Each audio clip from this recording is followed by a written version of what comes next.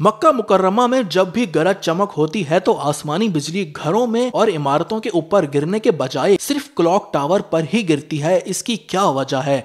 दीगर शहरों में या किसी भी इलाके में गरज चमक हो तो बिजली कहीं भी किसी भी जगह पर गिर सकती है, लेकिन मक्का के क्लॉक टावर में ऐसी क्या चीज है जो बिजली को अपने अंदर ले लेती है और जिससे इमारतें आसमानी बिजली से महफूज रहती हैं। मक्का मुकर्रमा में गुज़िश्ता दिनों गरज चमक और तेज हवाओं के साथ तूफानी बारिशें हुई। इसी दौरान मस्जिदुल हराम के बाहर दुनिया के सबसे बुलंद क्लॉक टावर पर आसमानी बिजली भी गिरी, जिसकी वीडियो सोशल मीडिया पर वायरल हो गई। ऐसा पहली बार नहीं हुआ, बल्कि जब भी मक्का मुकर्रमा में गरज चमक का तूफान आता है और बिजली चमकती है तो ये आसमानी बिजली क्लॉक टावर पर ही गिरती है। लोग हमेशा इस इत्तेफाक के बारे में हैरान थे, लेकिन इसकी ये वजह अब सामने आ गई है। क्लॉक टावर पर बिजली गिरने की वीडियो गौर से देखें तो मालूम होगा कि ये हमेशा क्लॉक टावर पर लगे चांद पर ही गिरती है।